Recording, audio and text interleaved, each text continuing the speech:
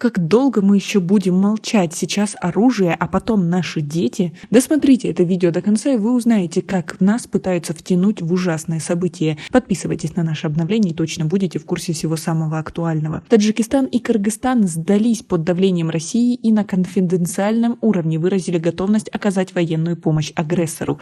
Военная техника, боеприпасы, а также частично российский контингент из этих центральноазиатских республик вывозятся в Российскую Федерацию для применения его на войне. Об этом в Facebook сообщил экс-глава Комитета нацбезопасности Казахстана Альнур Мусаев. По его словам, со стороны России также оказывается беспрецедентное давление на Казахстан с требованием встать на ее сторону в войне против Украины. По последним заявлениям Токаева и нашего МИДа заметно, что власть Казахстана также готова в режиме секретности оказать помощь России.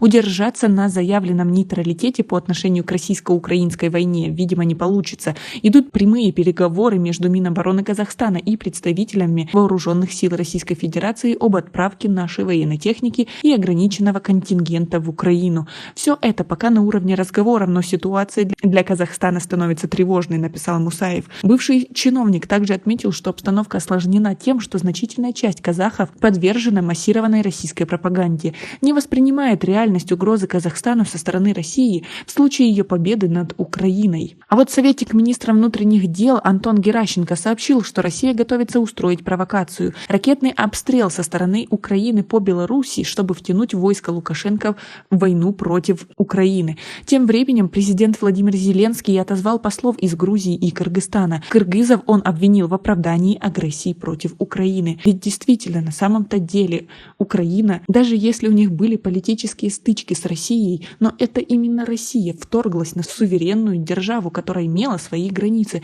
и разрушает там города и убивает местных жителей, ведь действительно там очень много жертв, и это мы знаем не понаслышке.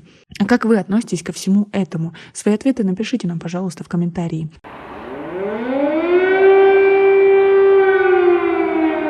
С самого утра в Киеве не умолкают сирены воздушной тревоги. Над городом слышен сильный гул самолетов и вертолетов. Доносятся звуки взрывов, рассказывают очевидцы. Многие жители Киева ночевали в метро, опасаясь бомбежки. Также Россия может привлечь Кыргызстан и Таджикистан к полномасштабной войне с участием военных. Глава Кремля вполне может привлечь эти страны к циничной агрессии. Такое мнение в эфире 24 канала высказал экс-министр иностранных дел Украины Павел Климкин. По его словам, российский диктатор может сделать это чисто формально и символично. Климкин отметил, что Кыргызстан и Таджикистан не имеют никакого отношения к миротворцам. Это лишь попытка президента страны-агрессора показать, что его кто-то поддерживает в этом мире. Детей надо вывести. Ну что, все образуется. Подлюка, чтоб он усрался, этот Путин, падла.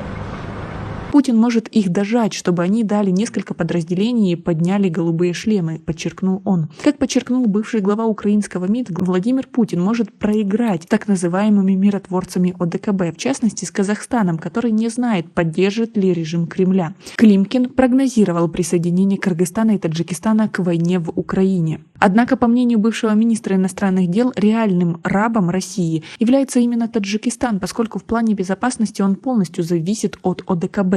И тем самым, даже если таджики и таджикская власть не захочет помогать России, у нее просто связаны руки, ей придется это сделать из-за того, что она полностью зависима от России. Мы не хотим возвращаться в Советский Союз, не в Российскую империю, не в Советский Союз 2.0, не под руководство шизофреника. Мы не хотим.